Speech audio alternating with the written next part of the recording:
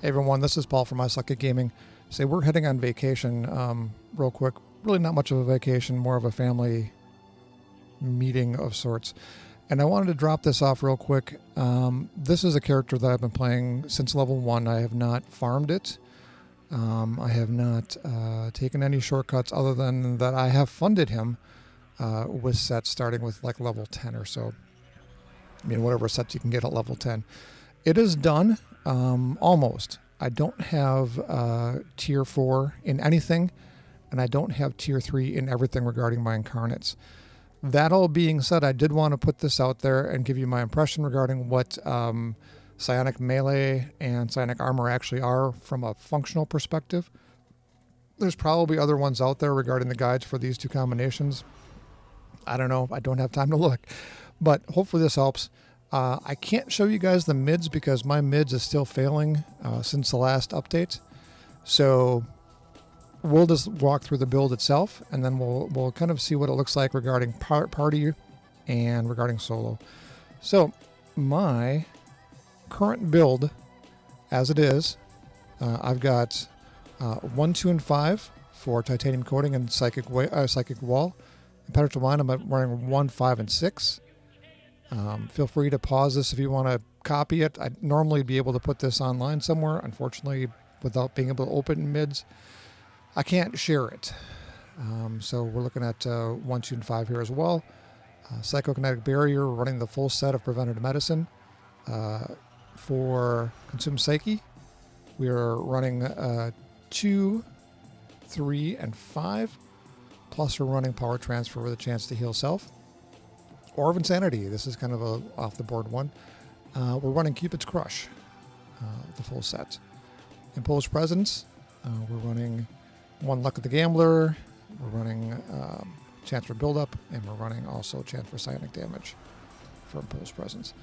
Precognition, we're running one more time, Defense, increased global speed, plus to hit, and Defense, increased run speed. So, Memento Mori, kind of, I don't know what to do with this one yet. It's possible that I have over or underslotted this, but what we're running here is 3, 5, and 6 for this. It seems to be pretty effective with those combinations of things. For Mental Strike, running the full set of Superior Might of the Tanker. For Telekinetic Blow, we're running the full set of Superior Gauntleted Fist. Taunt is just a single taunt, placate, recharge range. Kind of want to do more with that. We'll see how that goes in the future. For Psi-Blade Sweep, one of my 2 area effect attacks from my actual power set, the full set of Superior Avalanche. For Greater Psi-Blade, we're running the full set of Hecatomb.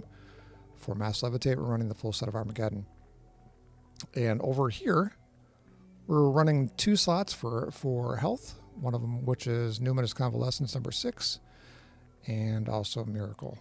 For stamina, we're running 1, 2, and 6 for Efficacy Adapter. For tough, we're running Impervious Skin. Looks like 1, 2, and 6 as well. Teleport is not a big deal for us. Just range, basically. Teleport target, kind of the same thing. Fold Space, I actually wanted to do an accuracy for it. Unfortunately, I have not gotten around to it. Infiltration, a bit off the board, I know. I'm running 6 sockets for it. We're running 1, 5, and 6 for Luck of the Gambler. We're running Shield Wall for TP Protection and Resist. We're running Reactive Defenses for Scaling Damage Resist. And we're also running Gift of the Ancients for Run Speed again and Defense. Mesmerize for, we're running Psionic for our Incarnates. I'm sorry, not our Incarnates, our Patron Powers. Decimation for that. Harmonic Mind. Endurance. Modification, run speed, chance to heal self. And my other one for area effect is Sonic Tornado. This is kind of a theme thing. There's obviously better choices from a damage and hit perspective, but I kind of wanted to run with the theme. Feel free to change that as you like. As everything else you see here, it can be changed. This is just what I'm running. Running the full set of Bombardment. And for my choices for Incarnates, we are currently here. So we are running for the Alpha, we're running Cardiac. We're currently tier 3. Ultimately, we're going to go with, I believe, Tier 5 radio. I'm sorry, Tier 4 radio. It's a no-win either way. I could do range, but I don't really have much for range. I don't have issues with endurance. So we're just going to run with this. For Destiny, we're running Barrier. Unfortunately, it's currently set at Tier 1 for us. I think we're looking at going to this point here. We've got groups of people that I run with that are running the res version of it. This is a great old crap button, even at Tier 1. It does get me through some of the stickier areas regarding alphas. For interface, I am running Degenerative. And ultimately, we're going to go here. Max hit point debuff of 75% chance and a minor dot. I need to try to debuff as much as I can. And for the group to actually do the damage. And it helps to have just an extra little tick of damage for me. For lore, I am running a bit off the board here again. Ruleroo. Nightmare thing, I'm running Tier 2 currently. I'm probably going to go either one. Doesn't make a lot of difference. And that's more for cosmetics. They're not the greatest, but they're not the worst. For Judgment, I'm running Void. Currently Tier 3. And we're looking at going ultimately over here.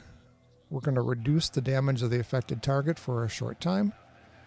And my goal for this is to teleport into the middle of a group or fold space them to me, hit them with the Void radio, then help me to try to take the alpha without dying. It's a process. And for hybrid, all I can come up with was running melee. As you guys can see, I'm not there yet. But we are getting close. And let's skip ahead. I'll cut this part out and let's get to actual gameplay. All right, and we're off. So what you may have noticed when we ran through the powers is I have no travel power, and that's correct.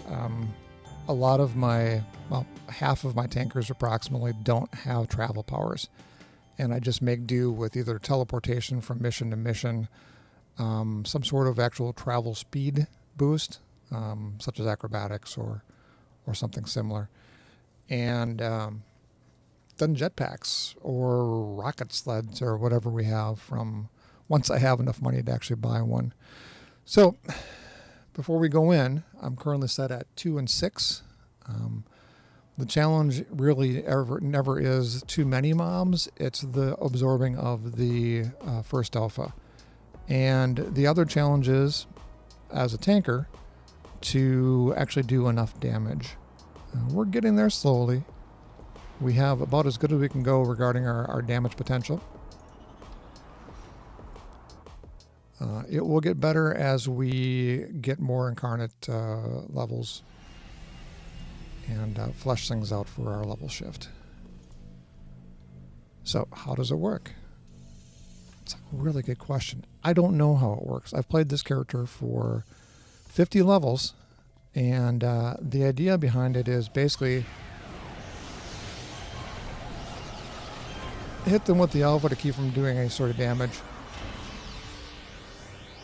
and then just battle it out. Now, I don't tend to solo a whole lot, at least not with tankers, and so your mileage may vary. There's ways of making this much more damaging and maybe a little less sturdy and taunty and debuffy. That's not really my game, and if you guys have watched, you know that pretty much I exist in a world of tanking at this point in time in my life. So one thing we didn't look at was what does this all mean for us from a numbers perspective. I have my totals up here for things. We've got smashing resist capped. We've got lethal currently at 84. It should get to capped as well once we finish off our alpha. Our fire and cold are both 68. Our energy and our negative energy are 71. Our psionic obviously is 90. And our toxic is 60. Those are not stellar numbers, guys. And you think, okay, do you have any sort of some defense to back that up? I do not have much for defense at all backing that up. I'm nowhere near capping any one of these things. And so you wonder, well, how do you survive these massive groups of things? I don't know. The nearest thing I can actually say is that if I'm in the middle of it and I debuff their damage to begin with, the Aura of Insanity does a really decent job of keeping them busy. Or at least slowing them down enough that they don't just simply nuke me down immediately. They will, over the course of time, do so.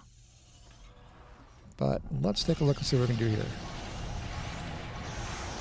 Pop them in. Drop an alpha. Hit our AoE here. We can actually go for our Sonic Tornado. And normally, I'd also consume Psyche first if I'm really concerned. I don't have issues at all with endurance. And for me, as I was leveling up, it was useful, but it doesn't come back fast enough to really concern, to help. I know that one of my teammates that we play online says it's a major problem for boots. It does not seem to be a major problem for tankers. These guys are pretty ineffective against this particular build. But as is most things, I'm vulnerable to toxic. I'm vulnerable to fire and cold. And really, that's about it.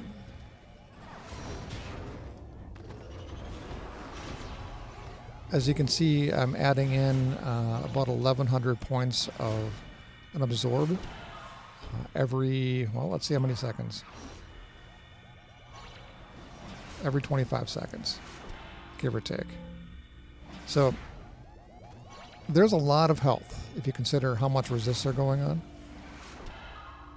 I'm basically surviving through a combination of confusing them and having a really, really dramatically large health pool.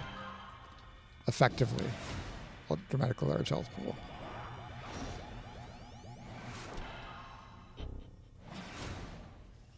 So all my characters at this point in time have teleport for my tankers. Let's just show you, I'm currently set up as hotkeys. I'm going to teleport in, pop the AoE, and let's just consume Psyche.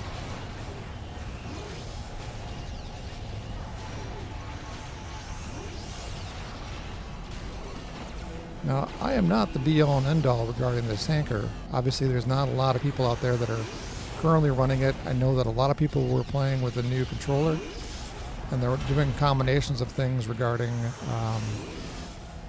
the Psionic Armor other than tanking. It seems like it may be a bit of an energy hog. I don't know how I'm able to survive. What I do end up doing is I do end up, in some cases, getting over my head and then pulling around corners like every other tanker does. Or I will summon in.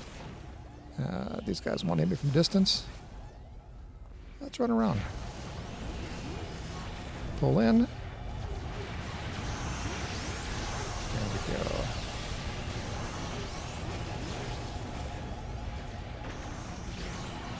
Ideally, what we're doing all the time is we're just adding little debuffs. In the past, what I've run in a lot of my characters and my tankers has been diamagnetic to add the minus to hit portion of it to allow me to have a better chance of surviving. So, in almost all cases, it's much better for me to find myself in the middle of a large group of things than it is, obviously, to be at a distance or having things snipe me. I'm not getting any debuffs off in that case. And let's just move on to the next one. Looks like that's about it for us here. Hello. So regarding the damage itself, this is the Lieutenant. We'll hit him with my biggest shot with Insight. It's about 2/3 of his health, or her health. The damage is better than one would expect, but obviously nowhere near brute levels.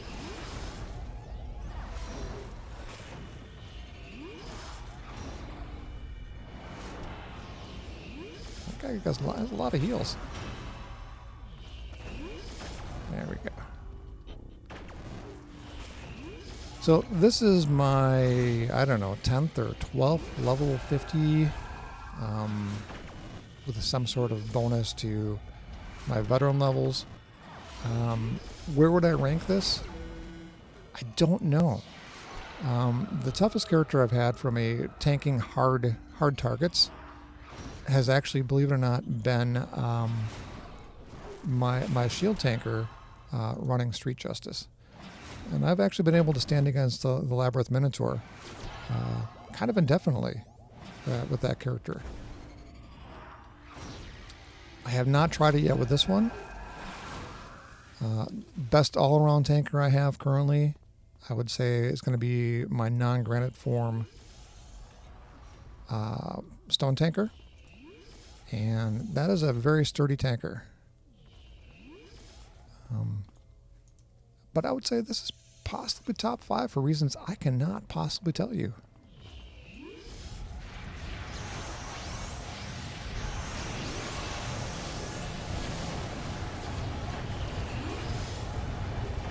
Now, the challenge I have, other than to Toxic, is the build itself has a bit of a challenge from a accuracy perspective. Now, not with normal targets. I can run 4-8 and I have a good expectation to hit. I will have a lot of problems running 4-8 with dark debuffs. And I think that's probably true of a lot of characters. I don't have any sort of accuracy bonus built into this other than Kismet. And so I kind of do depend a lot on my teammates to help me debuff the characters to where I can actually hit them. Obviously, the challenge there always is, in order for me to really taunt them effectively, I need to be able to hit something. And so it's always a challenge. You try to find the balance. Hitting something for a little is much more effective as a tanker than hitting something for a lot. Or missing for a lot, I should say.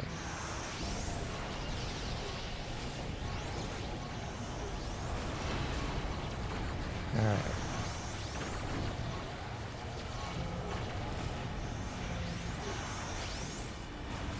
When I have the ability to do so, I will come back to this video and I will link a mids build to it. You guys can pause and take a look and see what you think regarding my actual numbers themselves. It's not spectacular. It shouldn't work. And yet it kind of seems to be working.